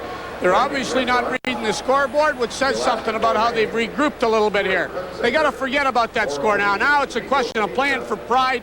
Let's break it down. Let's chip it down 1 or 2 at a time. Let's not be blowing out. That's what they got to be saying to themselves. That's what they got to be talking on the bench. Reg Savage in the face-off circle. Gets it back to the point. Foster with a shot. Caught and held by Ivashkin in goal for the Soviet Union. You know, one of the things that we were talking about, and I'd heard today, I was at a dinner here with the Rotary, as a member of Rotary in Canada, and about the few rinks that they have in Russia. But in effect, it doesn't look like, it looks like they got a lot more than we have, the way they're playing today. Reggie Savage, drafted by the Washington Capitals. General manager David Poyle of the Capitals was here observing him during the tournament. He talked about the number of National Hockey League scouts and general managers in attendance. I think better than 60 applied and received accreditation for this tournament. Jack Button, the scout for the Capitals, was also here, and they were keeping a close eye, of course, on Reggie Savage. He's got a good touch around the net. David Poyle was here too. I think he came in for at least a week or so. The general manager of Washington. Malыhkin for Christich. He stopped at the line. Bryn Damour comes in across the line looking for Savage. Savage had to reach out for the puck. Plays it back to the line. Lambert can't keep it in. Pantelenkov breaking out, and Lambert brought him down. Lambert looked at the official. I'm sure he thought he was going to be called on a penalty, but there was no whistle. The Soviet player looked too. I mean, he took a little bit of a dive. He could feel. Of course, everybody does it. All our players feel if you can get that little extra fall and get the referee's attention, but unfortunately not to his benefit. The Soviets trying to win their 8th World Junior Hockey Championship. They won in 77, 78, 79, and 80. Then in the 82 season, the Canadian national team was formed. Prior to that, Canada had been represented by junior clubs. And the Soviets, since the formation of the Canadian national team, have won 3 times, in 83, 84, and again in 86. Canada has also won 3 times, the national junior team capturing the gold medal on 3 different occasions. That's also an interesting stat. That shows you how close since we put the national program together, they've each won 3 gold medals. They look like they're going for their 4th, but the program isn't going to end this year. You can be sure of that. Shannon unable to clear the zone. Mogilny knocked off the puck. Buret picks it up. Buret takes a shot from a sharp angle. It's blocked by Morschhauser. Mogilny has it. Mogilny already with 3 goals. Going back at the net, sliding it out for Fedorov, and a glove save by Morschhauser. Well, it seems to me that the Canadians don't have a lot of trouble in goal, do they? Because this young Gus Morschhauser comes in here and has made a couple of dazzling saves. Now here we're going to see a point-blank shot out of the slot. When we say out of the slot, right between the circles there, going for the corner. I mean, that was labeled. And that wasn't some kind of a flip shot. Morschhauser's right there. Now look at where he's shooting from. I mean, that's where you want. And he is right there to grab it. Racine now back of his own net. 3:30 remaining in the period. He dumps it down the ice. Udine up along the boards. Bykowski gets it out, and the Canadians with Bayou in control. Ahead to Cimetta. He dumps it in. Bayou pinching in from the point. Plays it back of the goal to Ricci. Ricci knocked off the puck by Bykowski, and he brings it out for the Soviets. Bykowski takes the shot. It goes off a leg. Loose puck. The Soviet player manages to get a stick on it. Tries to dump it in, but Canada clears the zone, and this will be an icing call as Ivanov goes back to touch it. 2:47 remaining in the period. The Soviets leading by 5. You know, when we talk and we zero in here on the Soviet defenseman, I want to mention something. They feel there's such a shortage of rinks, and the kids in the Soviet Union aren't coming out. When they used to, they literally advertise for this program for people. They used to have 1,000 kids there for tryouts. Now they only have 100. They've got a program now on in the Soviet Union to build 40 new rinks to get them into some of the new areas. You know what to find out, Don? That the kids have told them in the Soviet Union that they got more to do now. And so that they're not that interested. You know, I don't know if you've ever heard that story before. Sounds familiar, doesn't it? I guess it does. But, you know, when we really get a look at it, things aren't so different after all. 2:47 left in the period. From the face-off, Sidorov back to the line. Malykhin with a shot through traffic. Morschhauser makes the save. And now Canada brings it up. Brind'Amour with Kennedy. Kennedy going for the net. Brind'Amour was unable to get it to him. Ivanov and Brind'Amour battle in the corner. Now it comes up along the boards to Pantelenkov, and he leads the 3-on-2 for the Soviets. Pantelenkov trying to go between the defensemen. Foster stopped it. Malykhin keeps it in, fires it wide. From the other point, Ivanov knocks it back of the goal for Sidorov. Sidorov gets it back to the line. Ivanov with a shot. It is blocked in front. The rebound is flipped up high, and Morschhauser has that one. You know, what we're going to see as we get a look at Gus Morschhauser again is that the Soviets always have a player in the Canada's end right between the circles at the top of the circles. They bring that guy in late. He's very disciplined. That's something that we all try to teach in this sport to have it. We call it forming a triangle in the offensive zone, and not to get too technical. But the point is they have that guy there, so he's there to back check.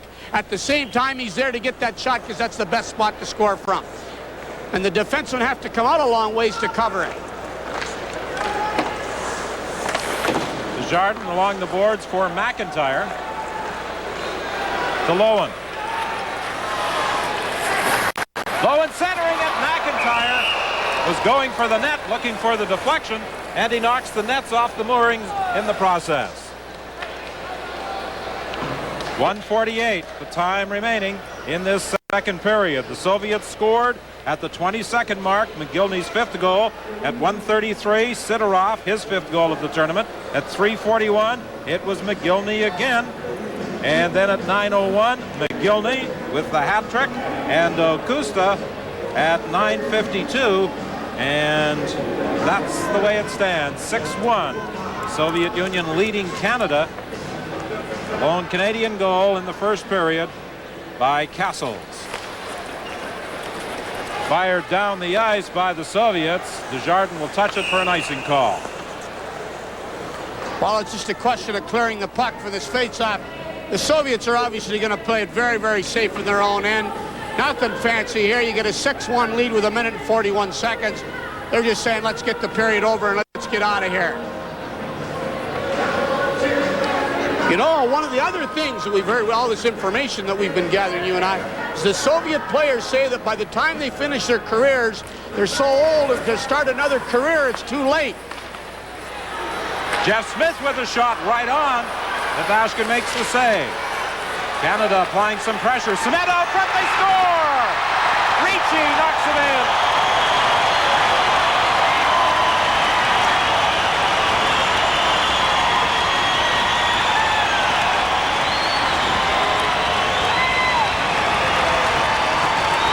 Who's a credit to the Ontario Hockey League, a credit to the Peterborough Petes. He stands in there and takes punishment.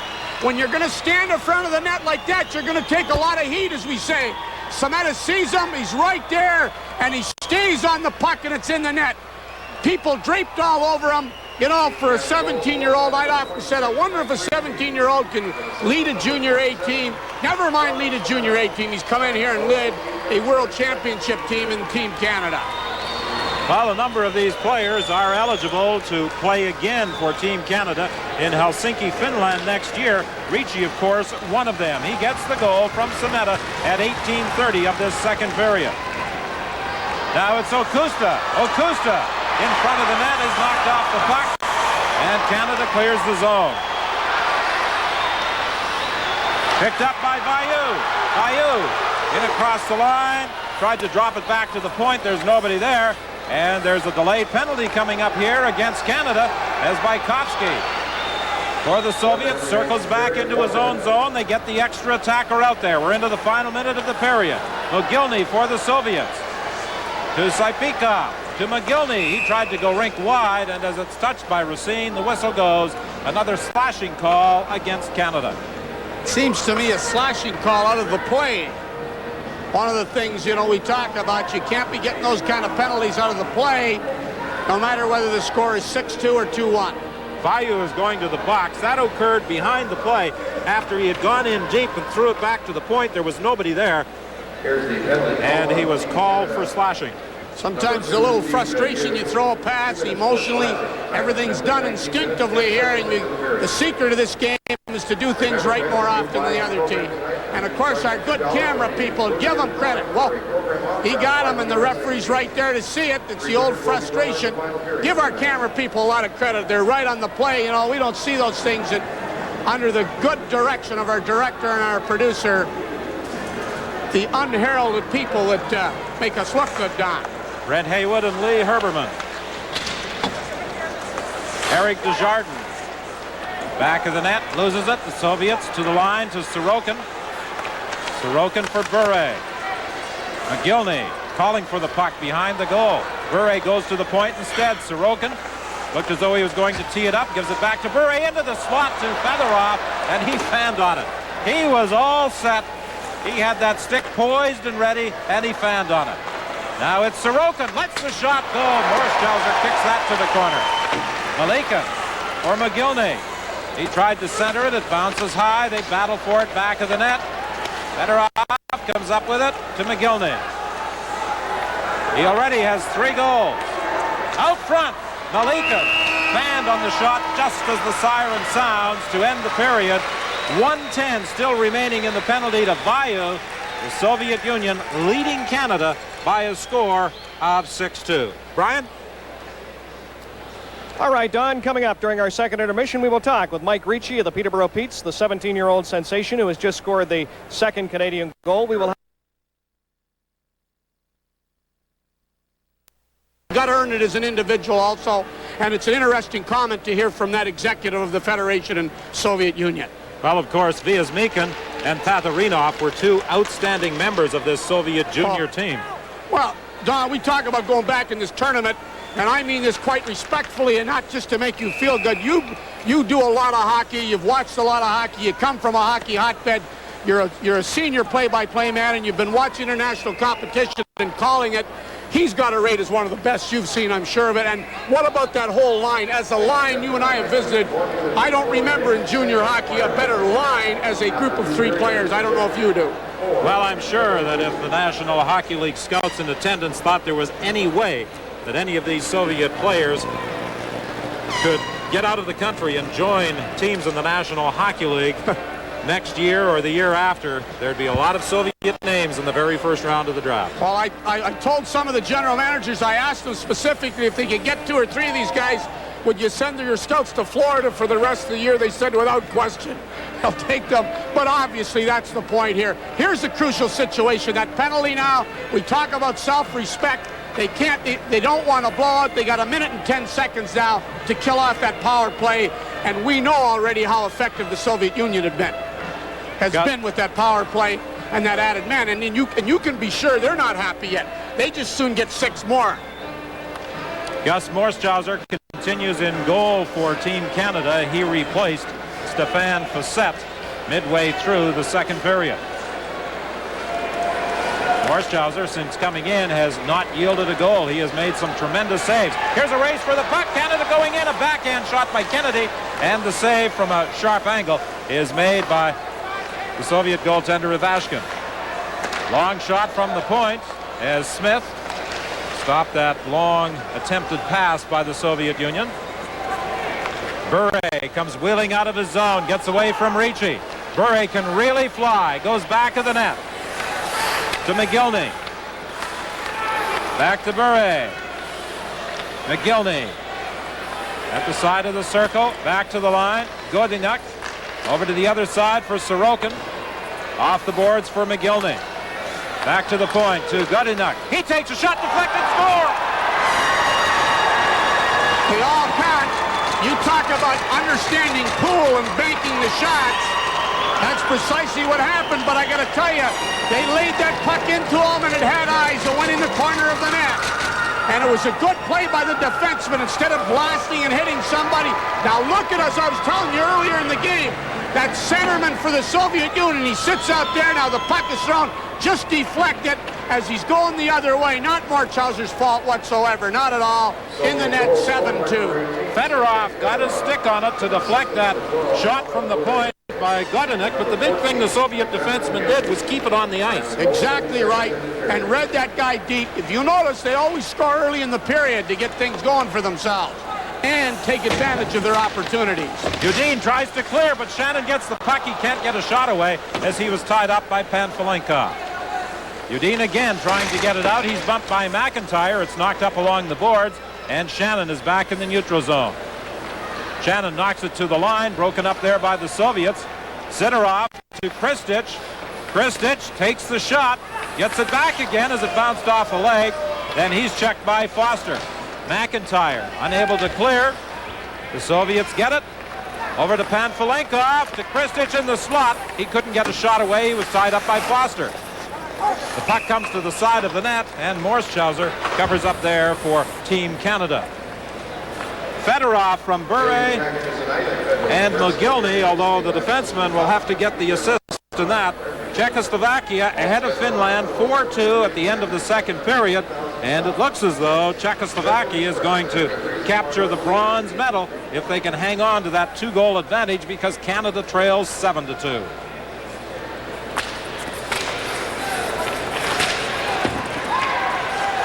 Brind'Amour had his pass blocked in the center ice area, picked up by Tysbekov. His shot wide of the net. Tysbekov bumped heavily in the corner. Bayou plays it up high down the ice. Malykhin racing back after it, being chased by Savage. The two of them collide in the corner. Good effort there by Savage, racing after that puck. But now the Soviets bring it out. Tysbekov to Bykovsky. Back into the slot. Mogilny fires it wide, and he's hit in that slot area as he and Brind'Amour collided. It was Brind'Amour who sent Mogilny flying in the second period after he scored a goal. Reg Savage comes back for Canada. He was trying to slide it through to Kennedy, stopped by the Soviets with 17:30 remaining in the period. The Soviets make a line change. Lead pass. Gomoliako stopped by Morschhauser, and back comes Canada. Cimetta through the center ice area. It's offside as Jamie Leach was ahead of the play with 17:15 left in the period.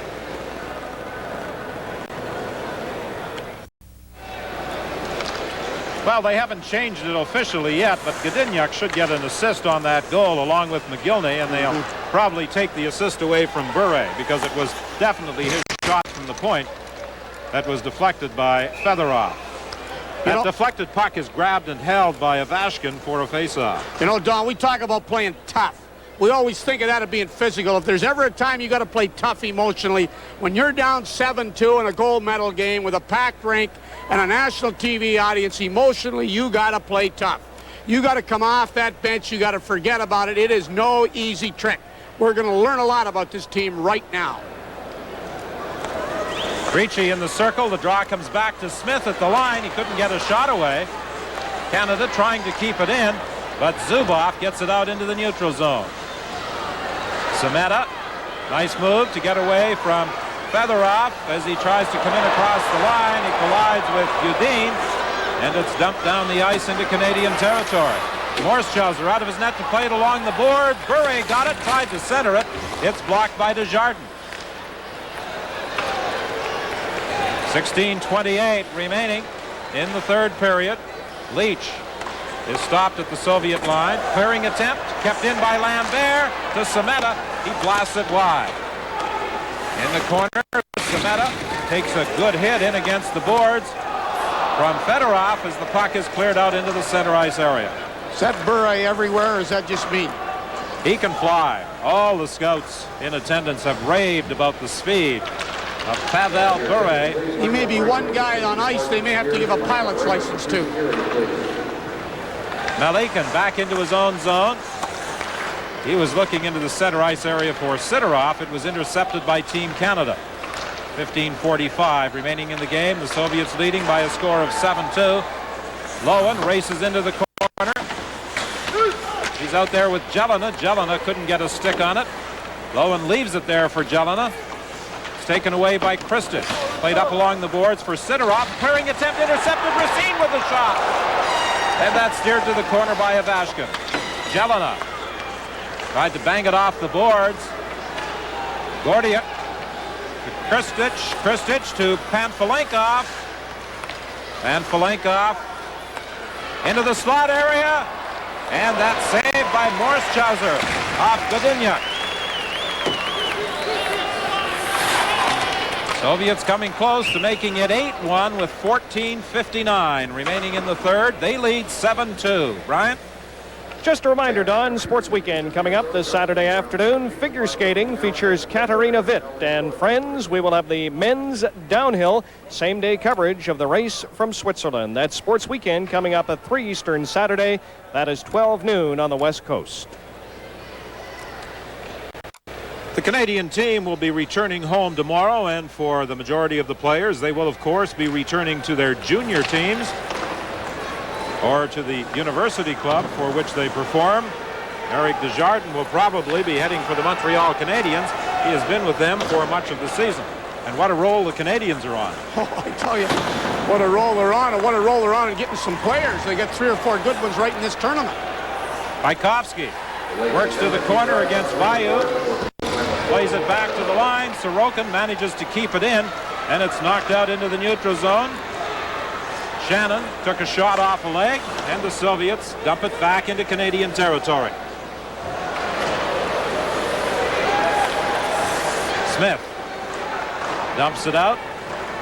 Team Canada making a change. Pass intercepted. Here's Castles going in alone. On the backhand, he fired it wide, and he collides with the goaltender, Ivashkin. He couldn't go to his forehand because of the two Soviet players who were coming across. He showed what a good puck control he has with that good backhand of his. As a matter of fact, he scored on a backhand last night. Watch him come in. He knows he can't bring it around. He brings it outside where they can, and he's going for that upper corner. He misses the net. Hey, speaking of Montreal Canadiens, every time we talk about a player, like, does that organization do a lot of right things? Is it, it's not an accident that team's on a roll. I mean, they know, there's another good player theirs, and he was looking for that corner. That was no accident. He collided with the goaltender Ivashkin. And Ivashkin repairs some equipment. The net is replaced, and he'll go back in goal for the Soviet Union. Well, we said there were transplanted Canadians in a large number here in Anchorage, Alaska. And there are a number of Canadian flags and signs being waved about Sullivan Arena tonight. It seems that every second person we talk to in this building indicates that they are here from some part of Canada. 7-2 is the score. The Soviet Union leading Canada with 14:07 remaining in the hockey game. It was 1-1 after 20 minutes, and then the Soviets broke it open with a couple of quick goals to start the second, and by the midpoint of the period they were in front by a score of 6-1. They've certainly taken, you talk about winning hockey games, they get an opportunity, those Russians and those Soviets. They're going to put the puck in the net. The shot from the point by Smith is blocked by Oksuta. Now it's Gordiuk on the left side. Oksuta with a shot. It's just wide. Dejardin plays it off the glass and down the ice. Udine goes back after it. His pass intercepted by Savage. Savage has to wait for Sheldon Kennedy to get back on side. Now Kennedy takes the pass. Off the boards for Savage. And it's offside. Brynda Moore coming in the right wing was ahead of the play. There are two teams in attendance here tonight that are disappointed. The Canadian team on the ice, and you can be sure that the team from Sweden is not too excited about that score. And as you pointed out very early in the game, if Canada cannot get a goal, they can get a silver. That's the best they can get. But if they win today, you know what happens. The Swedes get it. And there's this player we've been talking about with the lit up laces. But I'll tell you something, as I said before, he should get a pilot's license to play, because that's how quick he is on the ice. Well, since the national team program was formed, Canada has only finished out of the medals on 2 occasions previously, 1984, and then in that punch-up in Piastany in 87 when both the Soviets and the Canadians were disqualified. But Canada has won 3 gold medals. Here's Buret, watch him fly, going for the net. Back of it, tries the wraparound, gets it again as he pounced on that rebound, but the Canadian player Ricci took it away from him. It's dumped down the ice. Buret in the neutral zone. He has Mogilny to his left. Long shot off a stick, high up into the crowd. 12:45 is the time left. 7-2 is the score.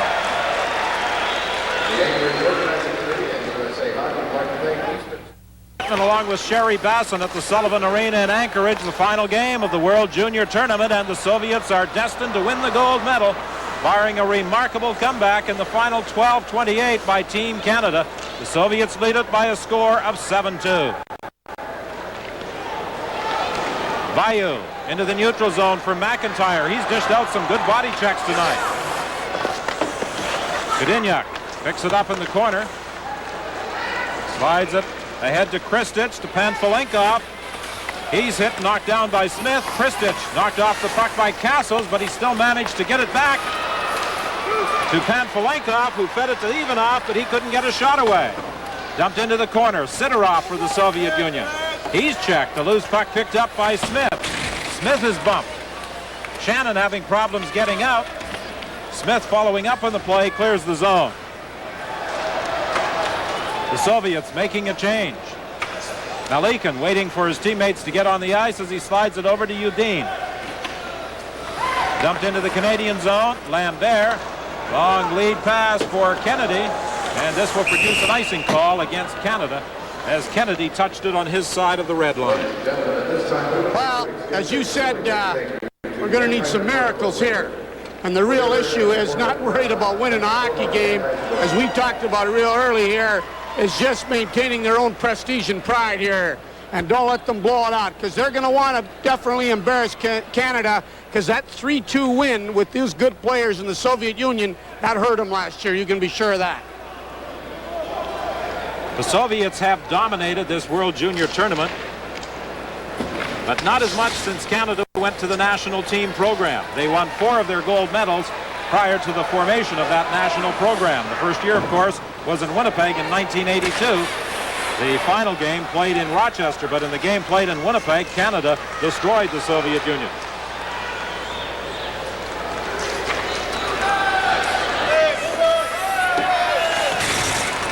Good hit in the corner by Lambert.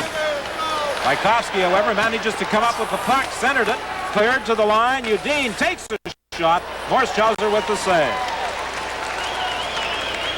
Kennedy ahead to Savage. Savage is bumped in the neutral area. And the Soviets, Mogilny, stopped at the line. Zubov circles back into his own zone as the Soviets make some changes. Pass ahead to Mogilny. He couldn't do anything with it, and Racine takes over for Canada. All he can do is play it off the boards into the neutral zone. Back comes Ivanov. Ivanov into the slot to Mogilny to Fedorov. Saved by Morschauser. And now Lowen breaks out. Reaching, trying to catch up with the play. In the slot area, Fedorov came back to tie up Ricci and deflect it to the corner. Ricci gets it again, back to the net, into the slot area, and it bounced away from Leach, who was all set looking for that centering attempt. Mogilny for Ivanov. Off the boards to the Canadian line, picked up there by Racine. Rink wide. Leach working to the corner, bumped by Malykhin. Ricci comes in as well. The puck comes loose to Leach. Trying to center it. Bounces high. Gomoliako brings it out for the Soviets. He's tied up as he comes in across the line by Smith. Dejardin plays it off the boards and down the ice, and this will be an icing call against Canada. 9:22 is the time remaining in the third period. 2-3-6-7-7-9. That's 2-3-6-7-7-9. Face off to the right of Gaz Morschauser. 7-2.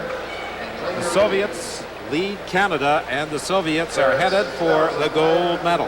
Canada has won 3 previous gold medals in 82, 85, and 88. They took the silver in 77 and 1986, the bronze in 78 and 83.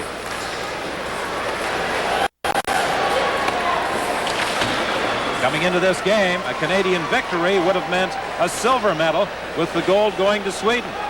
But now it looks as though Canada is going to finish out of the medals.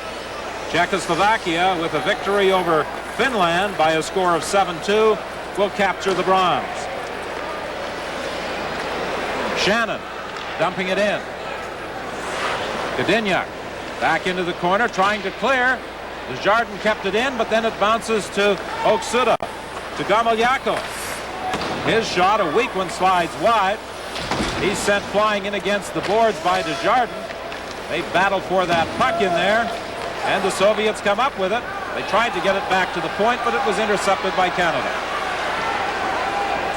Shannon shoots it in and then goes to the bench on a change with 8:26 remaining in the third. 7-2, the Soviets lead Canada. Stolen by Brind'Amour at the line. Brind'Amour trying to play it back to the point to Lambert, but the Soviet player knocked it out into the neutral zone. One of the things that should be noted is that the Soviets play very good positional hockey in the offensive zone and defensive. They're very patient and wait for that puck. They're right up by the blue line, and then they break out. Lead pass to Sidorov. Sidorov looking for Christic, and it was up high as it was deflected. He never got a shot away. Murphy comes back for Canada to Brind'Amour. Centering it, and racing in was Kennedy, but he couldn't get to it. Now the Soviets break out 2-on-1. Drop back for Pantelenkov. Pantelenkov into the slot area. Excellent play by Lambert. Ivanov with a shot. Saved by Mosthauser, and it's dumped down the ice. Well, I'll tell you one thing. That was very well played by the Canadian defenseman. Although, hey, when you're coming in, you got to do things instinctively. And the Soviets just took too much time, let the Canadians get back in the play, and Mosthauser made that big save. Again, you'll notice that they're getting some very good chances from what we call a deep slot, Don, which is, again, between the circles offensively. Too good of an area to get in. You're going to score too many chances. You get enough there, they're going to go in the net, and we've seen Mogilny do it a few times. Soviets' only loss in the tournament, that 5-3 setback at the hands of Czechoslovakia.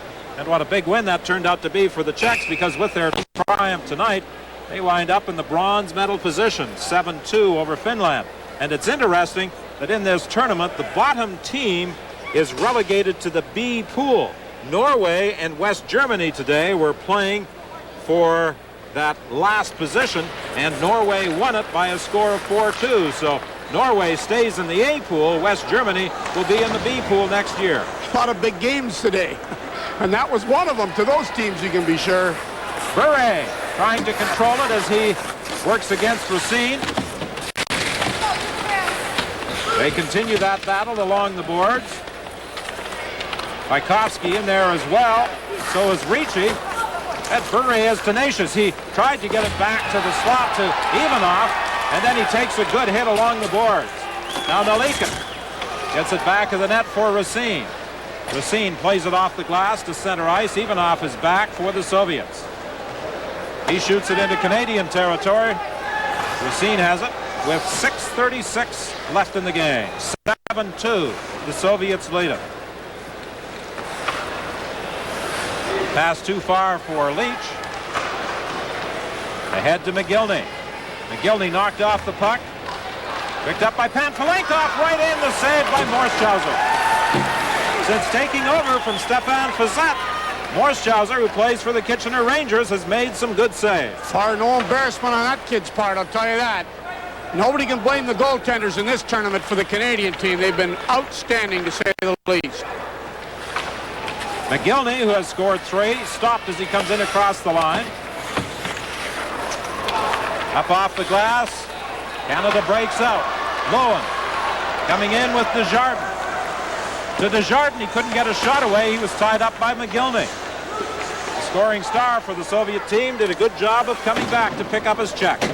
Well, to say the least, that Soviet team's been working hard, as we call, in both ends of the rink, Don. And that's exactly why they're ahead 7-2. 5:31 remaining in the game. The Soviet Union heading for the gold medal, in front by 5. Underway in the Soviet zone. Lambert tees it up, a high shot. That hit a Soviet player in front of the net.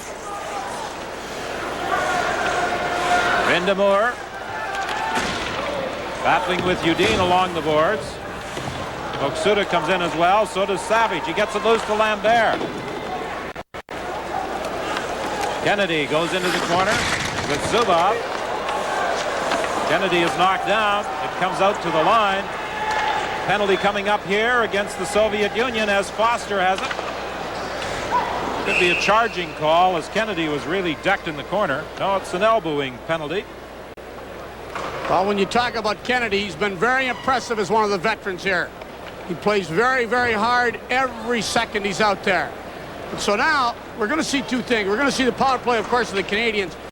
But what I want the people to watch for is how aggressive the Soviets play when they're shorthanded. It'll be interesting to see if they still do it when they're ahead 7-2.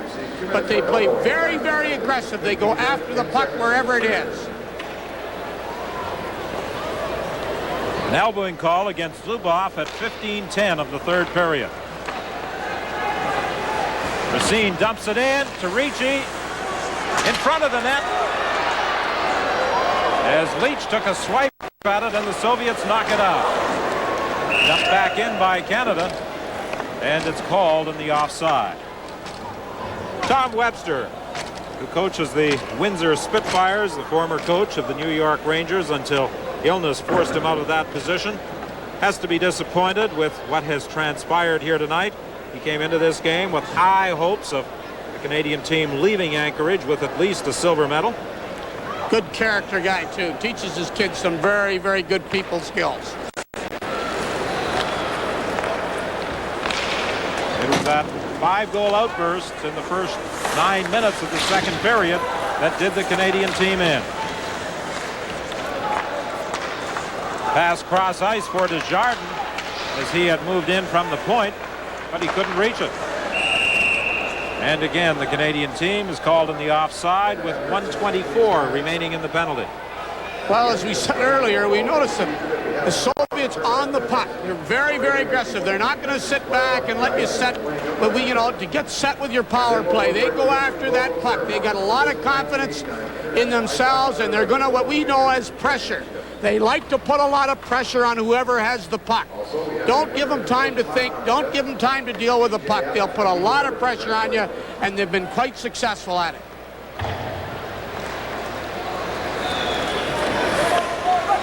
.11 remaining in the game. 7-2, the Soviet Union leads Canada. Indeed. Shannon battling for it along with Castles. Fistich is in there for the Soviet Union. Castles gets it out in front. Dejardin, he couldn't get a shot away. Gets it again. Tries a backhander that is blocked, and the Soviets bring it out. Fistich working to the line. Fistich trying to go around Racine. Knocked off the puck. Dejardin gets it over to Racine. Big Canadian defenseman works his way into the neutral zone. 44 seconds left in the penalty. Racine back to the net out front. And Shannon couldn't get a shot away as he was checked. Finally, from a bad angle, he fires it high and wide in the corner. Godinuk knocked off the puck. Back to the point. Lambert tees it up, lets a shot go just wide. He almost picked the far corner. Foster plays it back of the goal. Castles for Canada, moving all the way back to the line. He scored the Canadians' first goal of the hockey game for Lambert. Back of the net to Shannon. Shannon tried to center it. It went off a leg to the corner. Now it's Castles to McIntyre. The Soviets again at full strength. McIntyre gets it back to the line. Lambert lets a shot go. It's blocked by the Soviet player Pantelenkov, and he bangs it out into the neutral zone, and we've got a penalty coming up here. A slashing call, and it's against Team Canada. I think Lambert will be going off. Yes, it is when he got that puck. Well, you'll notice the Soviets didn't give him any chances out in front of the net. They let him have the puck outside. Now we're going to see the opposite. Now we're going to see the opportunities that they get. They just aggressively killed off a penalty. Now they'll get the power play for the next 2 minutes. Couple things I want to say, Don. I really want to talk about this. One, about the great hospitality we got while we were here by the people of Anchorage. I tell you, they really went out of the way. They deserve this. They deserve to host the Olympics. They got the facility. They're good people. But the second thing I want to talk about is the good people on this crew and what a great job they did. And I want to compliment you, the old veteran, to hold a guy like me up. Don't use that word old, please. Well, yes, but that's the truth. I got to tell some facts, too. You know what I mean? And I don't even care if it sounds schmaltzy or not. The people behind the scenes that do the work on this thing to hold people like myself up, I tell you, they do a great, great job, a heck of a job, and I'm just proud to be part of it. Oh, it's a pleasure having you here, Sherry, working with us. General manager of the Oshawa Generals in the Ontario Hockey League, for those who may not be familiar with our color commentator. And on 3 occasions, the general manager of the Canadian team at the World Hockey Championships, twice winning the gold medal in 1982 and again in 1985. I know how these guys feel on both ends. I know what the jubilation about the, you know, the ecstasy of victory, and I know the sadness of defeat. So, yes, you've been on both ends with this national team program, haven't you? Yes, and you were there too in Hamilton, and it didn't feel very good, I can tell you that. Buре takes it back into his own zone. The Soviets on the power play. You'll notice it doesn't matter that they got a 7-2 lead. They're taking the big guys right out there right now, the big crews out there to get that puck. Right now it almost appears as though the Soviets are going to try and play a game with that puck. Try and keep it away from the Canadian team as Sheldon Kennedy comes in, falls, knocked off the puck by Malykhin. Mogilny has it, then loses it. The Soviets get it back. It comes out into the center ice area, but the Canadian defenseman Jeff Smith recovers. Now the Soviets are going to take it back into their own zone. They're just going to try and kill off time. It's the old basketball stall that they're using, and the fans aren't very happy about it. Sheldon Kennedy took a shot. Bryn Moore was in front of the net. He couldn't get a stick on him. Mogilny is standing all by himself down at the Canadian blue line, looking for that puck. Couldn't get to it as Bayou goes back after it. 1:20 remaining in the game. 40 seconds remaining in the penalty. And again, the Soviets take the puck back into their own zone. They're not trying to do anything at all with this man advantage. Everybody is just taking open ice, as we call it. Keep the puck, don't let them touch it. It's just kind of the old keep away, you know, the old keep away we used to play as kids. And that's all they're doing is spread out over the ice. They said, hey, there's only 54 seconds left. We're not going to let them touch the puck. We got the man advantage. And they've been doing a rather effective job of just that. Fedorov plays it back into his own zone. 42 seconds remaining. The Canadian penalty is over. The Soviets, for the first time, move it ahead. Christich, as the Canadian team is back at full strength, takes the hit from Racine, and the puck slides down into Canadian territory. It's offside. Well, 33 seconds. I'm sorry I can't agree with Stengel about it isn't over till it's over, because it's over before it's over tonight when you got a 7-2 lead. The Canadians got to say, hey, we've given it our best shot now. Let's get the game over here. I've often felt when you're on a losing score, let's get the game over so you can get it off the score clock and we don't have to watch the score anymore. But that's realistic. The Czechs have now won 7-2, so you know where that puts them when it comes to medal competition, right into the bronze. And of course, the Soviets get the gold for again, and that means we will listen and attentively listen to their national anthem at another world tournament. Well, it's interesting that the two teams that were battling for a medal tonight, Canada trying to win the silver, Czechoslovakia the bronze, should wind up with identical 7-2 scores, except Czechoslovakia won, Canada lost. Well, you know, I used to say one of our themes when I was managing the team, as you know, they play the national anthem for the winning team. And I remember when you were over there with us in Finland, our theme was that we aren't going to hear the Soviet national anthem tonight. Well, I'm afraid that doesn't apply here. Udine takes a hit and along the boards. It's fired down into Canadian territory for an icing call against the Soviet Union. Well, we're 20 seconds away from not only the end of the game, but the end of the tournament. And the best thing they have to say here now is that, and it certainly says on the face of these young men as we see the Canadian bench, they know what it's all about. They don't feel any better about it than anybody else, worse than anybody. They gave what they had, and that's got, you know, you got to respect that. They certainly gave everything they got. One of the interesting things about the four games on this final day of the tournament was that every game meant something. Even the contest between the two teams that had yet to win. The end result was that Norway remains in A pool and West Germany is relegated to B pool. And that's the end of the hockey game.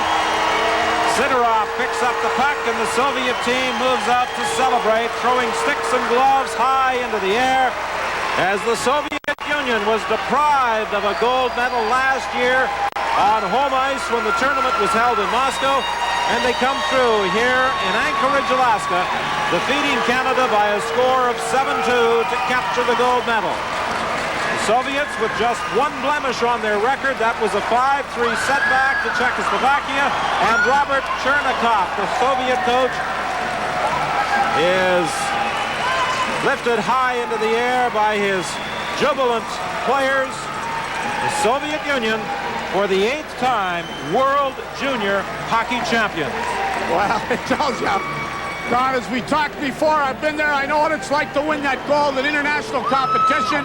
And I know they like beating the Canadians as much as we like beating the Soviets. That's what makes a competition like this so interesting, Don, is that it doesn't matter what's at stake. When the Canucks meet the Soviets, there's lots of emotion, lots of feeling, and both sides love to beat the other side. Mogilny with 3 goals, the scoring star of this game for the Soviet squad. I give them credit. They're a heck of a hockey team. I mean, they lost the 1 game in this competition to a good fired-up Czech team, but they played very, very well. There is a lot of talent, and they play very well as a team. So the Soviet Union for the 8th time is World Junior Champions, and we'll hear the Soviet national anthem.